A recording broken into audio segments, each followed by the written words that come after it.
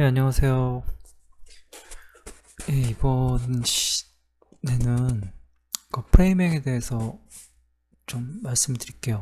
프레이밍이가 골조 작업을 하는 데 있어서 딱히 드릴 말씀은 없어요. 사실. 근데 제가 말씀드리고 싶은 것들은 일단은 좀 이것부터 말씀드릴게요. 참고 서적인데, 그러니까 그러니까 프레이밍을 어떻게 하는지 그런 것들이 모르잖아요. 그러니까 꼼꼼하니까 처음 해보는 거니까 모르니까 당연히 책을 봐야겠죠. 서칭도 해야겠지만 기본적으로 책을 좀 많이 보셔야 될 거라 생각은 들어요. 저도 이것저것 책은 많이 봤는데 그 중에서 좀 저한테 도움이 많이 됐던 것들이, 첫 번째로 최영기 씨가 지금 목조주택 시공 실무란 책인데, 이게 좀 굉장히 오래된 책이에요. 나온 지 오래된 건데, 보니까 요거 하면서 보니까 최근에 새로 내신 게 있더라고요. 제가 그 책은 못 봤는데 더 좋아졌겠죠. 근데 어쨌든 저는 기본으로 했던 게 최영기 씨의 목조주택 시공 실무라는 책이거든요.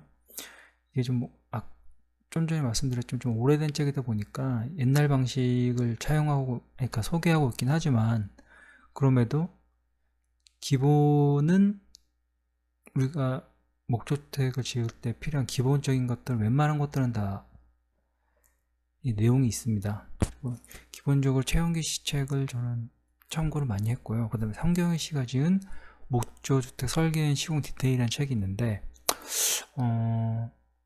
이게 나온 지 그렇게 오래된 책이 아니다 보니까 한 4년 정도 된 거, 정확하게 모르겠는데, 그 정도 됐는데, 그나마 좀 새로, 좀 더 친절하고, 최영기 씨 책에 없는 내용들도 상당수 많이 있어요.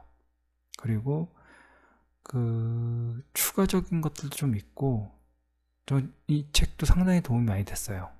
그리고 이 강산택 이 지은 목조주택 하나부터 열까지 따라가기, 이것도 좀 디테일한 것들이 좀 많아요. 이것도 한번 읽어보시라고 추천을 드리고 싶어요. 그리고 스카 심슨의 컴플리트 프레이밍이라는 거는 못 받기 때문에 제가 아마존에서 이북 형태로 구매를 했거든요. 그러니까 다른 책도 못 받기가 없는 건 아닌데, 이 책 같은 경우는 좀 되게 친절하게 그림으로 잘 나와 있어요. 그러니까 프레이밍 하는 방법도 그렇고, 못 받기 하는 것도, 이게 각각의 구조마다 못을 몇 개를 어디에 어떤 식으로 어느 사이즈의 못을 박아야 되는가, 이런 것들이 다 다르거든요. 그래서 저는 이분 거를, 스카 심슨의 책을 참고로 해서 못 받기를 했어요. 그리고 아마존에 가서 있으니까 사실하거나 그런 게 아니라 자료를 찾아보시고 필요하다 싶으면 이런 거 참고하시면 좋을 것 같아요. 최근 좀 많이 가서 도서관에서도 많이 보시고, 많이 보시면 그만큼 도움이 되는 거니까 그렇게 하시는 게 좋을 것 같아요. 제가 두 번째로 말씀드리고 싶은 거는 몇 번 말씀드린 것 같은데, 허용 오차라는 거예요. 이 목조주택은 이 가구가 아닙니다. 이게 가구가 아니기 때문에 허용 오차라는 게 존재해요. 제가 지금 이미지로도 하나 올려놨는데, 칼같이 맞으면 제일 좋겠지만 그렇지 않다고 해도 크게 문제는 되지 않습니다. 그러니까 각각의 허용 오차가 있어요. 벽체 길이, 벽체는 90도로 칼같이 딱 쓰면 좋겠지만 그게 이렇게 칼같이 안 맞아요. 나무기 때문에. 그래서 이렇게 일반적으로 8비트 벽체를 많이 쓰잖아요. 그 높이가. 그러니까 8비트 벽체 허용 오차는 4분의 1인치예요. 그러니까 대략 6mm 정도, 6에서 7mm 정도는 바깥이나 이렇게 수직에서 벗어나도 된다는 거죠. 거기까지는 허용 오차를 봐주겠다. 그러니까 크게 문제될 것이 없다라는 거거든요.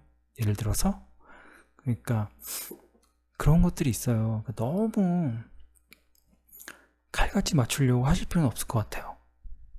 그리고 그런 것들이 나중에 이제 하시면 추후에 말씀드리겠지만 저 같은 경우 너무 그런 걸 하려다 보니까 시간을 굉장히 잡아먹었고 나중에 그런 게 득보다 실이 된 경우도 있어요. 너무 타이트하게 맞히다 보니까 그게 더 안 좋은 결과를 가져온 것도 있고, 그러니까 허용 오차가 있는 범위가 있으니까 그런 것들 내에서 좀 여유 있게 작업을 하시는 게 시간적으로도 그렇고 정신적으로도 그렇고 더 낫지 않나 싶어요. 그리고 제가 링크를 하나 걸어 드릴 테니까 그 레리 홀이라는 그 목수가 있어요. 미국의 북미. 그분이 10가지 그 프레이밍에 관한 조언이 있거든요. 그걸 한번 읽어보세요. 읽어보시면 굉장히 도움이 될 거예요. 저는 그걸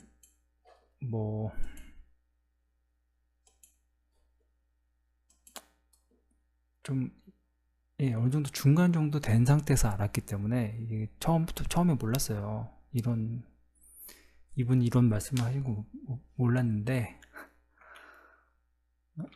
10가지 방법이 있어요. 그러니까 조언이 있거든요. 한번 꼭 읽어보세요. 링크 걸어드릴 테니까.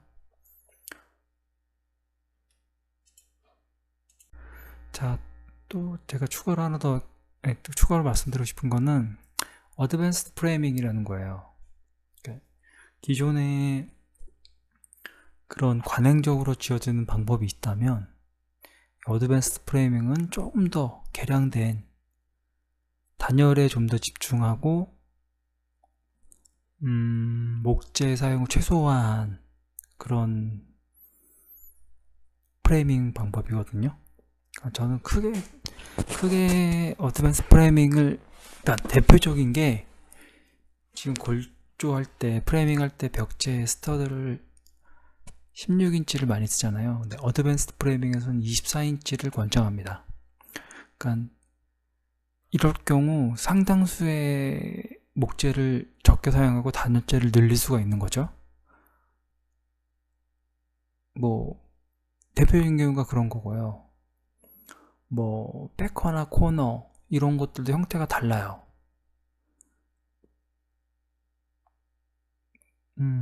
그리고 헤더도 모양이 다르고. 근데 저 같은 경우는 그냥 나머지는 그냥 관행적인 트레디셔널한 그런 방법을 썼고, 그 나머지 제가 사용한 건 프레이밍에서 차용한 거는 어드밴스드 프레이밍을 차용한 거는 헤더거든요. 요 지금 사진이 있을 거예요. 사진 보시면 뭔가 좀 다르죠. 또 다른 사진이나 이미지가 있죠. A, B, C 이렇게 세 가지가 있는데 A가 일반적인 방식의 헤더예요. 저렇게 사각형 공간 박스를 만들고 안에 단열재를 채워 넣었단 말이죠. 근데 이 어드밴스 프레이밍에서는 일반적으로 B의 방법을 사용해요. 이게 왜 그러냐 하면 저럴 경우 A의 경우 단열재를 넣으면 젖는 거죠. 그래서 스티로폼을 써야 되고, 스티로폼을 잘라서 넣고 막 이런 식으로 해야 되는데, 어드밴스 프레이밍 같은 경우에는 그렇게 하는 게 아니라 안쪽으로 단열재를 넣을 수 있게, 그러면 단열재가 젖을 일도 없으니까 공사 끝날 때까지. A 형태라면은 단열재 젖을 수 있잖아요. 안 그러면은 스티로폼을 넣어야 되고 아니면 우레탄을 쌓아서 만들어야 되고. 그래서 B 형태를 많이 쓰거든요. 단열재는 안쪽에 있는 게 가장 좋으니까요, 형태적으로 봤을 때. 근데 저 같은 경우 C의 방법을 사용했어요. 이거 같은 경우에는 나무에 이 수축 팽창을 고려해서 저는 C의 형태로 했는데, 요즘에 이렇게 하시는 분들도 있어요. 뭐가 더 낫다라고는 선택의 문제인 거죠. 제가 드리고 싶은 말씀은 A가 오라, B가 오라, C가 오라라는 게 아니라 이렇게 골조에서도 선택하면서 관행적으로 꼭 할 게 아니라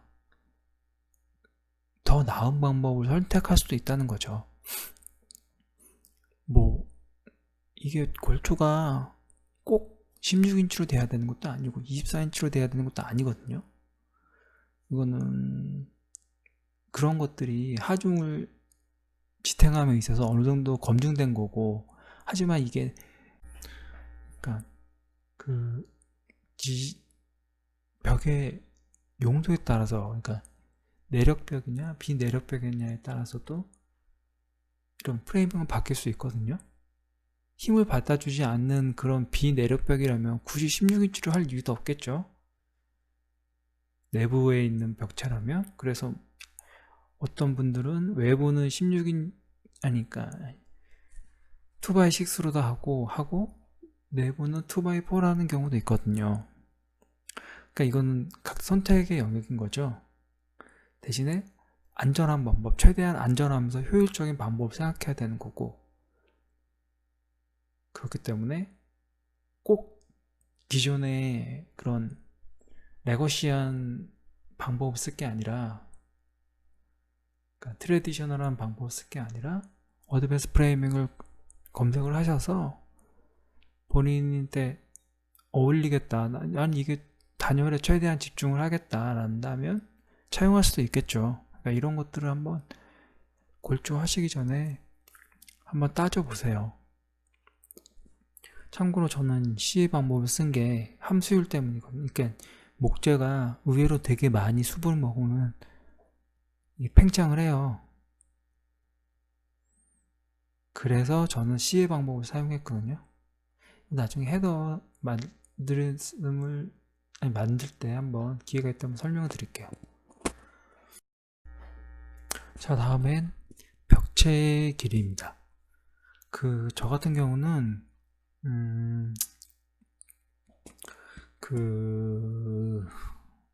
목재를 20피트 짜리를 주문했거든요. 20피트 아마 맞을 거예요. 20피트 목재를 주문했기 때문에 이유는 그거겠죠. 최대한 벽체를 길게 만들기 위해서.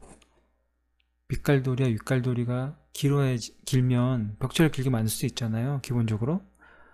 그리고 벽체를 길게 만드는 이유는 하나예요. 이음을 최소화하기 위해서요. 아무래도 하나로 된 벽체가 구조적으로 더 튼튼하겠죠, 이어서 만드는 벽체보다는. 그래서 벽체의 길을 가급적이면 가능하면 제가 할 수 있는 한 구조적으로 문제가 없고 그렇다면 길게 만들었어요. 근데 이게 좀 문제가 있었던 게 뭐냐면 들기가 굉장히 힘든 거예요. 벽체를 세워야 되잖아요. 근데 저는 말씀드렸다시피 저랑 집사람이랑 둘이서 했거든요. 그리고 주변에 노인분들, 주변에 집도 멀리 떨어져 있거니와 노인분들밖에 안 계셔가지고 딱히 도와달라고 할 수도 없었고, 그렇다고 저 도와달라고 누굴 부를 수도 없고 하여간 그래서 둘이 저 벽체를 세우는데 굉장히 좀 돌이켜 생각하면 위험했어요. 저게 무게가 하여간 좀 굉장하거든요, 실제로 들어보면. 근데 제가 지금 생각해도 굉장히 위험했던 순간이었던 것 같아요. 그러니까 어떻게 되는지 모르겠지만 혼자 작업을 하실 수도 있고 두 분이서 하실 수도 있겠지만 그런 것들을 감안해서 벽체를 조립을 하세요. 이 정도는 우리가 들 수 있겠다, 그러니까 벽체를 세울 수 있겠다, 그런 것들을 감안하셔서 벽체의 길을, 그러니까 벽체를 만드시는 것도 고려해 보셔야 되지 않을까 싶어요. 제가 요거 벽체 세우는 거는 한번 영상을 뒤에다가 붙여 드릴게요. 한번 보시고 제가 무슨 의미로, 그러면 보시면 제가 무슨 의미로 이 말씀을 드렸는지 좀 이해를 하실 수 있을 거예요. 자, 이거는 제가 또 점검이라고 한 건 뭐냐면, 이 사진을 보시면 제가 첫 번째 벽체를, 그러니까 두 번째 벽체죠. 두 번째 벽체를 세우고 기념사진을 찍은 겁니다. 잘 올렸다고, 잘 올렸다고 사진을 찍었는데, 물론 참고로 말씀드린다면, 벽체를 제작하실 때는 처음이잖아요. 그러니까 가장 작고 심플한 구조로 된 벽체부터 만들어서 미리 연습을 하세요. 처음부터 복잡한 거를 만드시면 실수를 하실 수도 있으니까, 처음 만드는 거니까 가장 심플하고 작은 벽체부터 시작을 하시는 게 좋을 거예요. 그게 뭐냐면은, 제가 좀 벽체가 뭐 눈썰미가 있으신 분들은 아시겠지만, 예, 저 의자 옆에 시작되는 쟤는 백커예요. 의자랜다. 사다리 옆에 있는 쟤는 코너가 들어가야 됩니다. 원래 프레이밍 그 매뉴얼상 코너가 들어가야 돼요. 쟤는 지금 백커거든요. 그러니까 잘못된 거예요. 저 이거 집을 다 하고 OSB 작업할 때 그때 봤어요. 네. 그래가지고 물론 문제되지는 않아요. 저기에 백허가 들어가도 문제되는 건 없고, 그 코너냐 백허가 그걸 하는 이유는 저기 때문이에요. 석고의 못자리가 필요하기 때문에, 그것 때문에 코너냐 백허냐의 차이가 오는 거거든요. 근데 뭐 중요한 건 그게 아니라, 제가 말씀드리고 싶은 거는, 저는 분명히 확인을 했고 모델링까지 미리 다 해보고 계산할 대로 다 해보고 체크 다 했는데도 저런 말도 안 되는 실수를 한다는 거죠. 그리고 제가 지금 왼손으로 짚고 있는 거에서 하나 둘 세 번째, 두 번째 지금 이음 부분이거든요. 저기도 좀 잘못됐습니다. 저희가 16인치가 아니에요. 예, 하나 계산을 잘못해서 스터드, 그러니까 하나만큼, 그러니까 1과 2분의 1인치만큼 오차가 생겼어요. 저기서도. 저도 나중에 알았어요. 물론 문제가 되지는 않아요. 단열재를 그만큼 자르면 되는 거니까. 근데 이런 사소한 실수들이 발생을 해요. 그러니까 뭐 목조 주택이 좋은 게 그런 거거든요.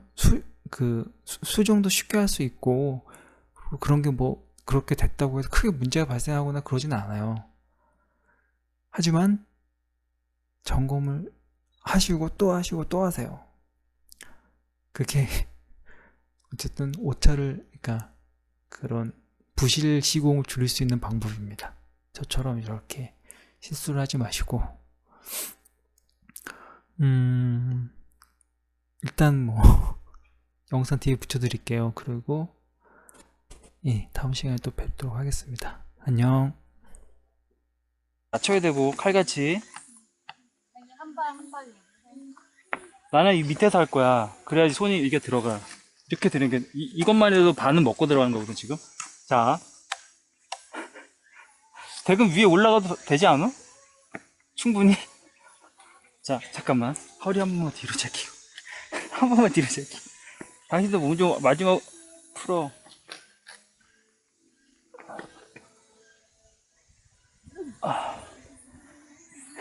이게 뭐라고? 아휴, 이게 뭐라고, 이엠비요. 됐어? 자, 듣게. 하나, 둘, 셋. 아싸! 한 발. 자, 밑으로 들어가. 그 다음에 밀어야 돼. 한 발. 응. 다시 뻗어야 돼.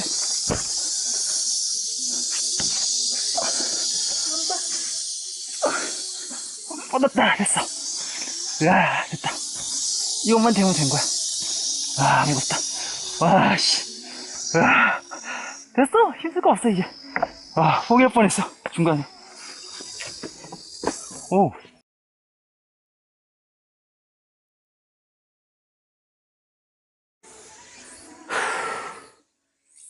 좀 많이 당겨야 되네. 잠깐만. 조금만 쉬자. 안 당겨도 되고, 딱 놔봐. 손 놔봐. 놔봐. 손 놔봐. 나도 안 움직여. 하도 길어서. 와, 이건 진짜 나 포기할 뻔했어. 내리자고 할 뻔했어. 나도 팔 뻗쳐야 되는데 안 뻗어지지. 아, 여기 물이 무지하게 간 것 같아 지금. 참 아쉬운 소리 못하는 성격이니까 그냥 한번 도와달라면 쉽게 될까 마누라 고생하고. 아휴, 성격 참 씨. 아니 우리 둘이 한 거 아니야. 그게 또 나름 의의가 있으니까 그대로 잡고만 있어. 그냥 잡고만 있으면 돼.